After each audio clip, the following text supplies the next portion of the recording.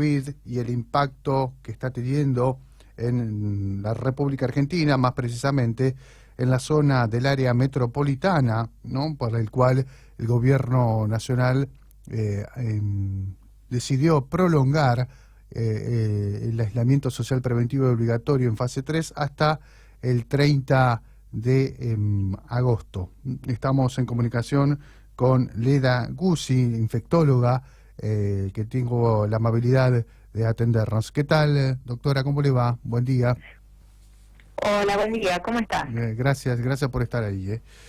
Bueno, un poco, Leda, compartir con nosotros su opinión respecto a estos números, ¿no? Nos hablan de 6.693 infectados en el día de ayer, un total de fallecidos de 283, un número muy importante.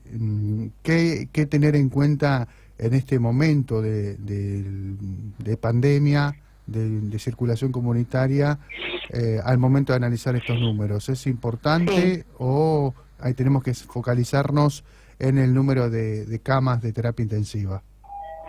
A ver, yo creo que en este momento coexisten dos situaciones, ¿no?, que vale la pena destacar, ¿no? Voy a empezar por lo positivo, como para, digamos, también dar un mensaje a la audiencia esperanzador. Por un lado tenemos el horizonte palpable de la posibilidad de acceder a vacunas en el corto plazo, que en el corto plazo quiere decir 2021, ¿sí? Pero eso es corto plazo realmente, porque podría ser mucho más adelante, y en realidad todas las gestiones que se han hecho para lograr transferencia de tecnología y asegurarnos dosis nos van a permitir en el comienzo del 2021 comenzar un esquema de vacunación escalonado que va a traer como consecuencia el acortamiento de los plazos de retorno a una nueva normalidad, ¿sí? Entonces, eso por un lado. Por otro lado, lo otro que estoy viendo con mucha preocupación, honestamente, es esta sensación de que esto ya pasó, ¿no? Que uno ve y palpa en la calle, e incluso en el mensaje de algunos comunicadores, simplemente porque estamos con 6.300 casos en promedio, y esto no es así. O sea, yo quiero informarle a la gente, quiero transmitirle a la gente que esto no pasó, que estamos viviendo muchísima tensión en el sistema sanitario, en el área del AMBA y en varias provincias, como por ejemplo Jujuy, Mendoza, Santa Fe, Tucumán, Tierra del Fuego, también en La Pampa. Digo, hay muchos lugares en donde se está viviendo muchísima tensión a raíz de la persistencia de las transmisiones en forma intensa. Y lo que estamos percibiendo un poco es que al principio de la pandemia había personas mayores que no llegaban enfermos a internarse, o sea, no teníamos esta población mayor que hoy estamos teniendo. Hoy vemos mucha gente mayor que se ha contagiado, y esto está dando cuenta de que la gente no se está cuidando, por un lado, o sea, la gente mayor está saliendo a la calle, y por otro lado que los jóvenes no estamos haciendo lo que tenemos que hacer, claro, que es protegerlos. Claro. ¿Sí? Ahora, sí. No, termine, por favor. Sí, no, yo honestamente esto me genera mucha preocupación. Nosotros en el sistema sanitario estamos viviendo muchísima tensión. Estamos viendo todos los días personal de salud enfermo, y enfermo severamente. Yo hoy estoy trasladando a un paciente que es un amigo mío, médico clínico de 45 años, está subiendo la terapia intensiva con una neumonía bilateral sin ningún factor de riesgo. Quiero que la gente entienda que esta enfermedad tiene un comportamiento que todavía no es previsible. Se está viendo en el mundo pacientes más jóvenes con cuadros más graves. Por ahí la gente piensa que efectivamente esto es una gripe común, un virus común. No es así. El comportamiento es muy caprichoso del virus, y hay gente joven que tiene cuadros muy severos, que tal vez, no llega a fallecer, en el mejor de los casos, con una buena atención sanitaria, pero que tiene muchos días de internación en terapia intensiva, y después quedan con secuelas pulmonares, cuya magnitud se está estudiando. O sea, todavía no queda clara la secuela y el estatus funcional de las personas que que sobreviven a un cuadro severo. Entonces, yo pido disculpas por darles este mensaje que tal vez no es el que tal vez la gente espera, ¿no? Pero es la realidad. La realidad. No, o sea, la gente tiene que tener clara la realidad. Y está muy bien en el punto de vista que este mensaje llega también en un momento en donde el gobierno de la provincia, Leda, decide, por ejemplo, seguir habilitando actividades. Y uno entiende que la gente está cansada, pero también comprende y respeta y mucho el trabajo de ustedes que están en primera batalla y conviviendo día a día con estas situaciones que me comentás. Ahora, ¿cuál es el fundamento, si nos podés explicar, cuál es el fundamento sanitario o desde el punto de vista de la salud pública en el que se apoya el gobierno para, bueno, justamente avanzar en habilitaciones, en apertura? Por ejemplo, hemos visto deportes individuales al aire libre, por ejemplo. Claro, a ver, para lo que es la actividad comercial, honestamente no creo que haya un fundamento sanitario, ¿sí? O sea, yo creo que acá los fundamentos que motivan esto son fundamentos de orden económico y social, que uno los comprende. A ver, yo comprendo plenamente que la gente que no está produciendo económicamente, que tiene que mantener a su familia, tiene que trabajar. Y eso, contra eso no hay ningún argumento que uno pueda tampoco, digamos, contrarrestar. Claro. Desde un lugar razonable, ¿sí? Eso uno lo entiende. Lo que yo no entiendo es la cuestión recreativa.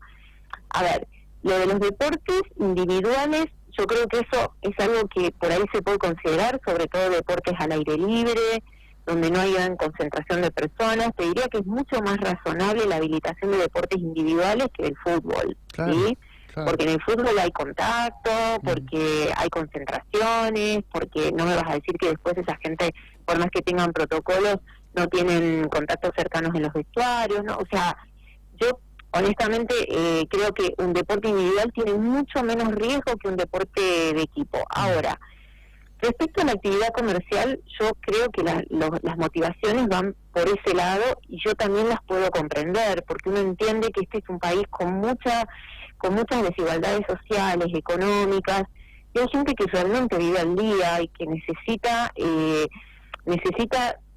empezar a movilizarse para poder tener algún recupero de su economía. Lo que yo creo es que la gente tiene que comprender que lo que sale a hacer en la calle lo tiene que hacer con todas las medidas de precaución y que tiene que evitar las reuniones sociales. O sea, nosotros los brotes que estamos viendo, los estamos viendo en torno a reuniones sociales, que después te dicen, no, sí, porque yo fui el sábado a la casa de mi amigo y entonces resulta que el hijo ahora es positivo y ahora yo, y es así, o sea, empiezan cascadas que se generan a punto de partida de estas situaciones, sobre todo en espacios confinados, ¿no? En espacios cerrados, porque es cierto que el riesgo al aire libre baja ostensiblemente, aunque no es cero, ¿no? Por ahí a veces uno ve unas amigas que están en una mantita, sentadas, y a veces las ves que se sacan las dos del barbijo, cada una toma su mate y están a menos de 1 metro. Y bueno, ahí hay un riesgo. No es el mismo riesgo que si estuvieran en una vivienda, en una habitación cerrada, pero existe un riesgo, no es cero el riesgo. Está bien, entonces todas las pautas de precaución hay que tenerlas muy claras, hay que ejercitarlas y bueno, evitar las reuniones sociales. O sea, realmente es clave esto. ¿Qué opina de estos protocolos que se están presentando para que haya temporada de verano? No sé, la verdad es que me gustaría ver un poco los resultados primero del hemisferio norte, que hasta ahora no son alentadores, la verdad. Quisiéramos decir otra cosa, pero los resultados no están siendo alentadores. Fíjense lo que está pasando en España, ayer 170 muertos tuvieron. Entonces, hay un resurgimiento de la infección con mucha intensidad en esos lugares, también en los puntos turísticos. Entonces creo que es muy difícil, realmente creo que es difícil. La verdad es que quisiera ver un poco más de resultados de los países que nos llevan la delantera con esto y en función de eso tener más elementos para opinar. Claro. Estamos hablando con Leda Gus, infectóloga. Recién comentaba en el programa, doctora, este test que está utilizando la NBA, por el cual tengo entendido que la Organización Mundial de la Salud también lo habilita, le da apertura, que es el test de saliva. ¿Qué infraestructura o qué recursos tenemos aquí en la Argentina para poder implementar eso? Mira, hasta donde yo sé, el método que podría desarrollarse en saliva es el NeoKit, que es un método de PCR que es isotérmico, que tiene menos complejidad que la PCR tradicional. Por lo tanto es un método que puede llevarse a cabo digamos con mayor simpleza, es un método rápido. Yo creo que estarían dadas las condiciones para que en Argentina se lleve a cabo. Sin embargo, me parece que hace falta acumular un poco más de experiencia como para ver realmente que sea equiparable a los resultados de otras muestras, ¿no? Como nasofaringias o orofaringias o disputo. Entonces, me parece que hace falta tal vez recorrer un poquito más de camino como para poder sacar conclusiones firmes sobre esto. Entiendo que hay algunos lugares donde están haciendo y están haciendo como la doble técnica, ¿no? O sea, por saliva y por hisopado nasofaringio para después correlacionar estos resultados. Discúlpeme, porque se ha hablado tanto de esto de que uno que contrae la enfermedad de COVID ya queda inmune y no se la vuelve a contagiar. Yo se lo consulto a usted porque he escuchado esto. Que uno que tuvo COVID se puede volver y se cura, ¿puede volver a tener COVID? Es una pregunta que todavía no tiene una respuesta científica y con mucho asidero, ¿sí? Hemos ido aprendiendo acerca de la inmunidad de la infección y lo que hemos visto es que las personas desarrollan anticuerpos en un título mayor, es decir, en una mayor cantidad cuando tienen una enfermedad más sintomática, o sea, cuanto más sintomática y severa es la enfermedad, mayor es el nivel de anticuerpos.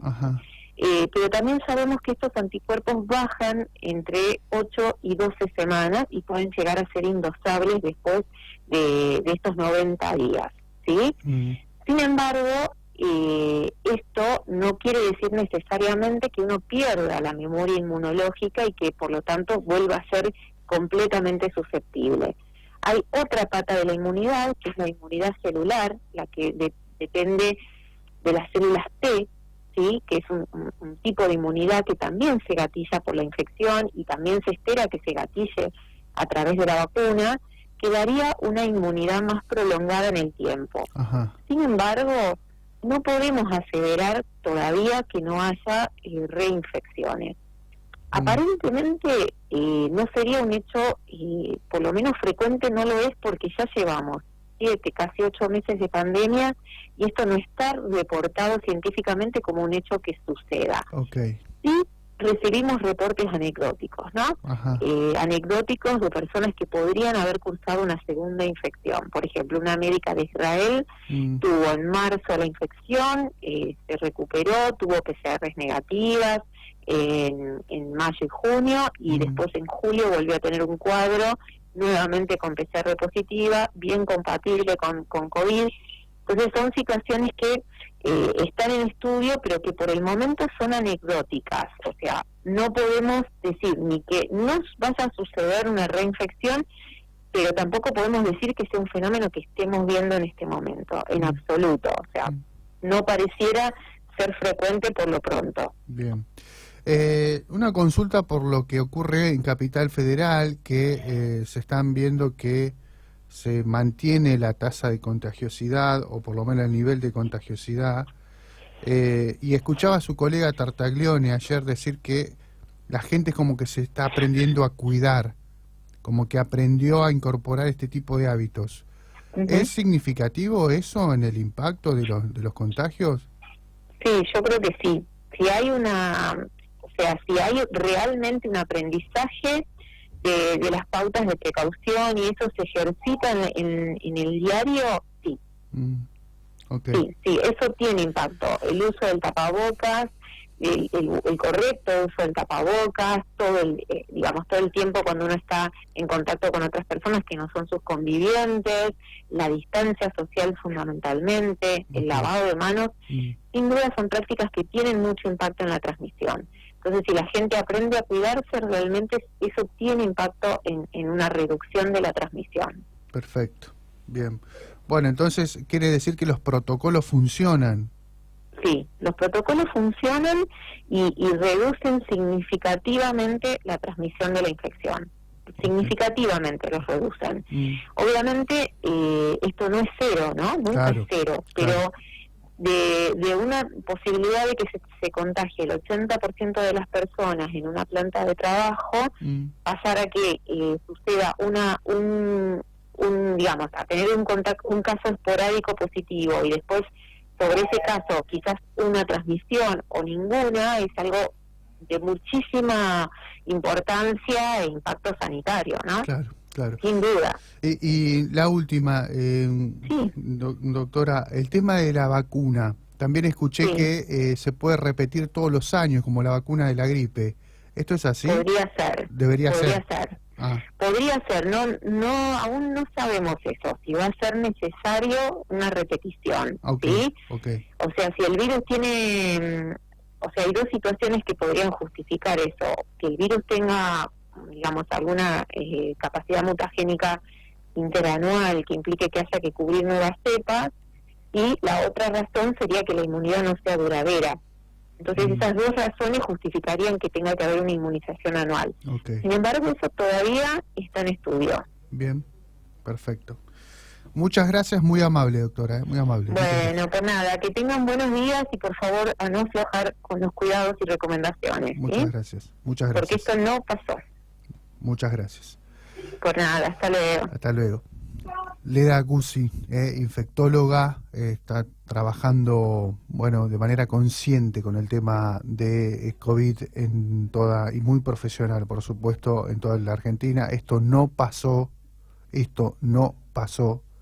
por favor, extrememos las medidas, más en estos ámbitos en donde estamos con circulación comunitaria, claramente.